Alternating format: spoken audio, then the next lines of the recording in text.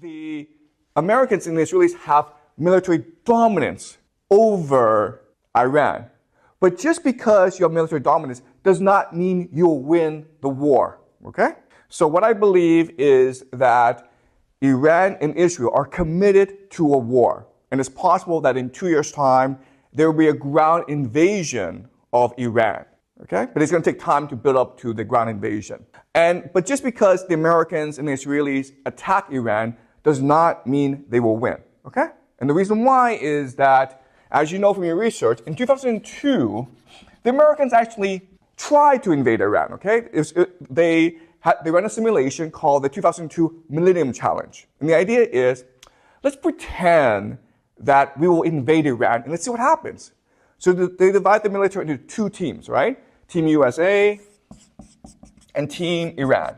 Now, if you know anything about the American military, you will know that it is the most dominant, powerful military ever to exist in human history, okay? It is crazy powerful. If the entire world were to get together and said, let's go fight the United States, the world would lose. The United States has the most powerful military in the entire world, okay?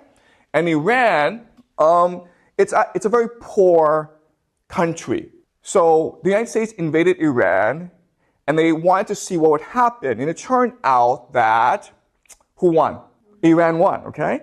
And the reason why Iran won is the idea of asymmetrical warfare. All right? And this is a very important idea that you must know if you are to understand this conflict. So what is asymmetrical warfare? All right, let's pretend that Jack and I are enemies. We hate each other and we want to kill each other, okay? Jack has armor and he has a machine gun. I have nothing, okay? So in most battles, Jack's going to kill me, right? But let's pretend that I live in a dark forest. And it's really hard to see in this dark forest, but I've been living there for decades, okay? So I know this dark forest very, very well. So if Jack attacks me in this dark forest, then it's possible for me to win because I can set traps, right? I can play tricks on Jack. And that's the idea of asymmetrical warfare, okay? Even though Jack is superior, because I'm inferior, I'm forced to be much more strategic in how I fight against Jack, okay? And so asymmetrical warfare means that as long as you can define the terms of engagement, as long as you can control how the war is fought, you will win, okay? So let's look at what this means for Iran and the United States. So the United States has these aircraft carriers, and they cost like $1 billion, okay? They're very expensive, but they're very powerful. Now, in a symmetrical warfare, what would happen is Iran sends its entire navy against this one aircraft carrier of the United States. And then what happens? The United States blows up the entire Iranian navy, okay? That's what would happen. So you don't do that, okay? You do not send your navy against an American aircraft carrier. What you do instead is you send drones, okay? Or drone swarms. So what they did in the Millennium Challenge was they had these suicide boats, right? Charging these aircraft carriers. And guess what, guys? If there's a lot of them, like 1,000 of them, you can't stop all of them. And if one hits, then your boat sinks. Okay, does that make sense? Okay, this is what we call asymmetrical warfare. Now, what's important to understand is that in asymmetrical warfare, you have to control how much resources you use, okay? So, for example, this aircraft carrier costs like $1 billion. The drone swarms, okay, a drone may be $1,000 for a real one, okay? But then you have fake ones that cost $100. $1,000 are these drones that blow up, right? $100 are drones that don't blow up, right? You have 1,000 of these, and then that's like $10 million. And then you have 10,000 of these, and that's another $10 million, okay? So it'll cost you maybe $20 million to blow up a $1 billion aircraft carrier. Okay, does that make sense?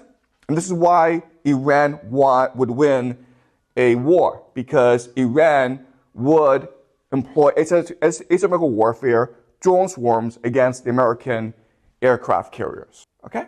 And the true promise actually showed us that the Iranians would probably use a strategy. And the reason why is that the total package, the strike package that the Iranians used, cost about $10 to $30 million.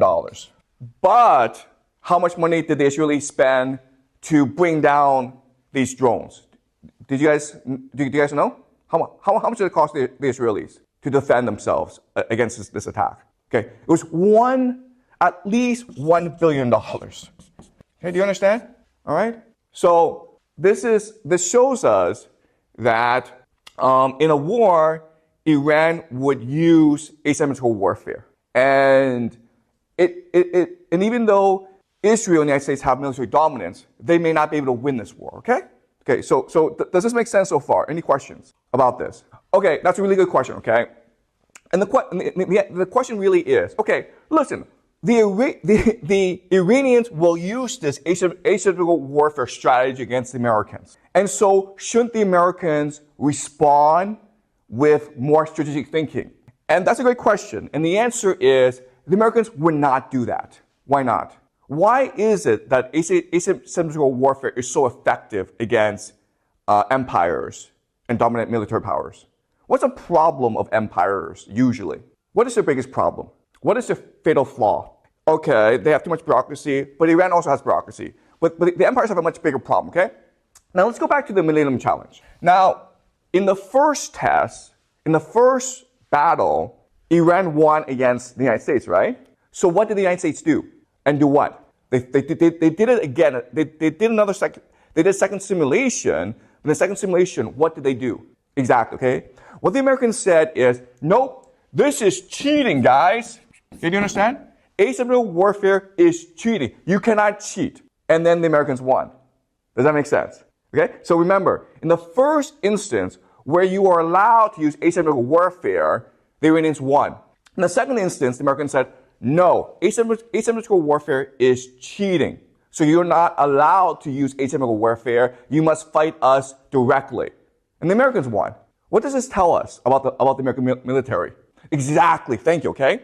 They are inflexible. Empires are inflexible. And the reason why is the idea of hubris, right? If you're an empire, you refuse to admit your failings and faults.